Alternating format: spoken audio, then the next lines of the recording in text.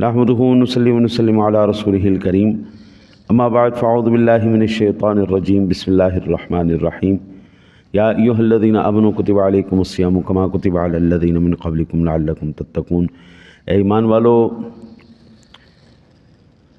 تم پر روزے فرض کیے گئے جیسے کہ اگلی امتوں پر فرض کیے گئے تھے تاکہ تمہیں پرہیزگاری ملے۔ میرے آقا نبی اکرم صلی اللہ علیہ وسلم شعبان المعظم کے آخری دن یعنی آج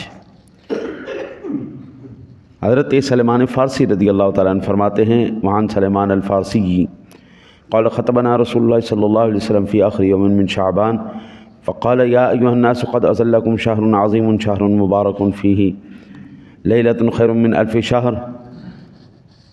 حضرت سلیمان فارسی رضی اللہ تعالیٰ عنہ فرماتے ہیں کہ رسول اللہ صلی اللہ علیہ وسلم نے شعبان کے آخری دن ہمیں واعظ فرمایا لوگو، تم پر عظمت والا مہینہ سایہ فگن ہو رہا ہے، یہ مہینہ برکت والا ہے، شہر مبارکن بڑی برکت والا ہے، جس کی برکت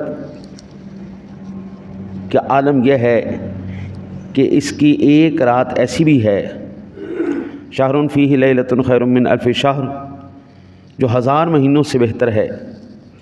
جعل اللہ صیامہ فریضۃ، اللہ تعالیٰ نے اس مہینے کو روزے فرض کر دیے ہیں، وقیام لیلہ تطوعا، اور جس کی رات کا قیام اللہ تعالیٰ نے بڑی برکت والا اور رحمت والا فرما دیا ہے، یہ نفل ہے، سنت ہے۔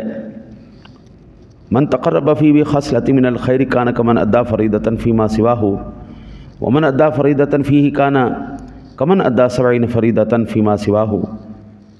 اور اس ماہ مبارک میں نفلی نیکی کرے گا اللہ تعالیٰ کا قرب حاصل کرنے کے لیے، تو گویا اس نے دوسرے مہینے میں فرض ادا کیا۔ اور جو بندہ اس مہینے میں ایک فرض ادا کرے گا تو اللہ تعالیٰ اس کو ایسا فرما دے گا جیسا اس نے دوسرے مہینے میں 70 فرض ادا کیے، یعنی سادہ لفظوں میں نفل کا ثواب فرضوں کے برابر ہو جائے گا، فرضوں کا ثواب 70 گنا اللہ تعالیٰ بڑھا دے گا۔ یہاں پر میں آپ کو عرض کرتا چلا جاؤں، ممی ڈیڈی جو ہے نا جی قوم زیادہ ہو گئی، ہماری ممی ڈیڈی قوم زیادہ ہو گئی ہے، اور جو نا مختلف قسم کے بہانوں سے اس بات کا وہ کہہ کے نا جی آگے مولوی میں ممی ڈیڈی ہو گئے، نہ مولوی نسلی رہے نہ عوام نسلی رہی، دونوں قوم ممی ڈیڈی پروگرام ہو گیا۔ مجھے الحمدللہ اللہ کا شکر ہے، جب سے میں نے ہوش سنبھالا میں نے روزے نہیں چھوڑے آج تک۔ مجھے شوگر ہوئے بھی نا جی کوئی 15-20 سال ہو گئے شوگر ہوئے بھی، اور بڑی خوفناک صورتحال رہتی میری شوگر کی وجہ سے، لیکن جیسے ہی رمضان مبارک کے روزے رکھتا ہوں اللہ تعالیٰ بڑا کرم کر دیتا ہے۔ ہمارے گھر میں والد صاحب کو بھی شوگر تھی، اماں جی کو بھی شوگر تھی، ہمیں وراثت میں بھی ملی۔ آج تھوڑی سی شوگر بھی ہے نا جی، ہاں یہ ہو گیا کہ شیخ فانی ہو گیا، بہت بوڑھا آدمی ہو گیا، تو پھر ایک الگ بات ہے کہ اب اس بڑھاپے کی وجہ سے 85 سال عمر ہوگی، 80 سال عمر ہوگی، بڑھاپے کی وجہ سے نہیں برداشت ہوتا، یہ الگ بات ہے۔ کینسر کا مریض ہے، الگ بات ہے، ورنہ جو انسولین بھی لگاتے ہیں نا جی، وہ سحری اور افطاری میں لگا لے تو اللہ تعالیٰ ان کو بڑا آرام کر دیتا ہے۔ میں اپنی اس لیے میں خود اس عارضے میں لاحق ہوں، اس لیے مجھے تو پتہ ہے نا کہ بندہ تھوڑی دوائی آگے پیچھے کر لیتا ہے، مرتا نہیں ہے۔ اور اگر موت آ جائے نا اس میں، تو اس سے پیاری خوبصورت موت ہی کوئی نہیں۔ اگر روزے کی حالت میں موت آ جائے تو قیامت تک ہمارا روزہ ہی لکھا جاتا رہے گا نا جی۔ اور میرے آقا نے ارشاد فرمایا وہ شہر الصبر، وہ شہر الصبر، یہ صبر کا مہینہ ہے، اور صبر ثوابہ الجنہ، اور صبر کا ثواب جنت ہے۔ وہ ابھی میں نے ایک تحقیق پڑھی، وہ کہتے ہیں کہ جب آدمی بھوکا رہتا ہے نا، رمضان شریف کے روزے جو ہے نا، اسلام نے مسلمانوں کو کتنے شاندار دیے ہیں۔ جب آدمی بھوکا رہتا ہے نا جی، اب 15-16 گھنٹے کا روزہ ہے، اب 13 گھنٹے کا، 12 سے 13 گھنٹے کا روزہ ہے۔ صبح ہم 5 بجے ختم کریں گے، شام کو 6:30 بجے ہم جو ہے نا جی وہ کھولیں گے۔ 13 گھنٹے کا روزہ ہے. 13 گھنٹے جب بندہ بھوکا پیاسا رہتا ہے نا تو جسم کے اندر جتنے بھی کینسر کے فاضل مادے اور جراثیم ہوتے ہیں وہ سارے اپنے آپ ہی مرنا شروع ہو جاتے ہیں. موٹاپا ختم ہو جاتا ہے, چربی سڑ جاتی ہے, بیماریاں ختم ہو جاتی ہیں. وہ خود حیران ہیں کہ اسلام نے مسلمانوں کو روزے کی صورت میں کتنی بڑی نعمت دے دی. اچھا جی, پھر اللہ کے حبیب فرماتے ہیں کہ یہ صبر کا مہینہ ہے اور صبر کا ثواب جنت ہے. اگر ہم 12 گھنٹے 13 گھنٹے صبر نہیں نہ کر سکتے تو پھر جنت بھی نہیں مل سکتی. جو ایمان آپ کو بستر سے اٹھا کے مسجد تک نہ لے آئے, جو ایمان آپ کو 12 سے 13 گھنٹے پیاسا بھوکا نہیں رکھ سکے, وہ ایمان آپ کو جنت میں لے کے جائے گا. جو 2 قدم نہیں چلا سکتا آپ کو, جو 2 ٹائم جو ہے آپ کو صبر نہیں دے سکتا, یہ ظاہری بات ہے. بڑے بڑے آدمی جو ہے وہ مضبوطی کے ساتھ کھڑا رہنا پڑتا ہے.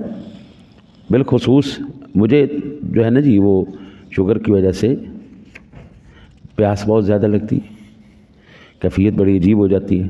لیکن جب اللہ تعالیٰ کی ذات اور اس کے انعامات کے اوپر اور اس کی رضا کے اوپر نظر ہوتی, پھر دنیا کی ہر شے جو ہے نا بھول جاتی ہے. پھر صرف ایک ہی رضا ہوتی ہے کہ یا اللہ تو راضی ہو جا. مولویوں نے بھی عجیب عجیب مسئلے نکال دیے ہیں, وہ بلکہ مولوی علماء نے نہیں کیا, نہ علماء الحمدللہ. اسی طرح یہ جڑے پیپسی برگر مولوی جڑے نویں آئے نے ہیں جی, ایک تو دیسی مرغی ہے نا جی, دیسی مرغی جو اصل صحیح مرغی ہے, ایک آ گئی ولایتی مرغی ہے جی, مشینی چوچے. یہ آج کل کے مشینی چوچے آ گئے. ظاہری بات ہے وہ صحیح مسئلہ کریں گے تو بیچاروں کا صدقہ خیرات مر جائے گی, ہاں جی. جو ان کے مدرسوں کو چندے مل رہے ہیں وہ بیچاروں کے مر جائیں گے, بیچاروں کے غریبوں کے. اور یہ بھی ڈرامے بازی ہے کہ مدرسوں کو جا کے زکاتیں خیراتیں دے دیتے ہیں.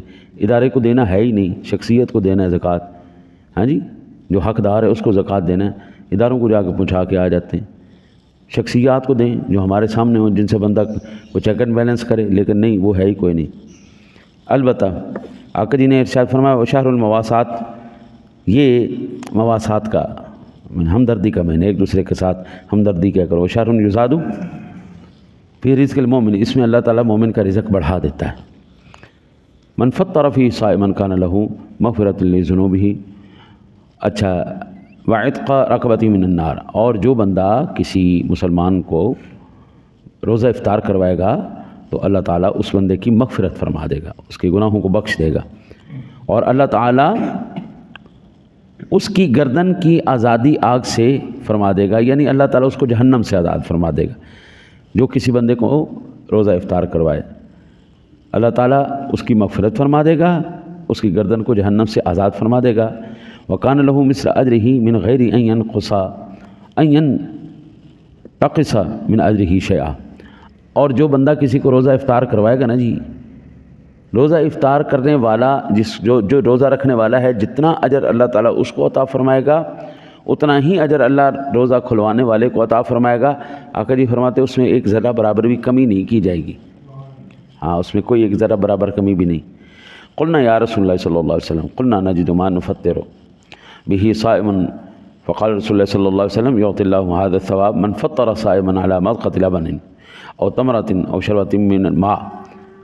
سب صحابہ نے پوچھا یا رسول اللہ صلی اللہ علیہ وسلم, ہم میں تو سارے اتنے تو نہیں لینڈ لارڈ ہیں کہ سب کوئی جو ہے وہ روزہ افطار کرواتے رہیں. آقا جی ہم بڑے غریب لوگ ہیں, ہم کیا کریں؟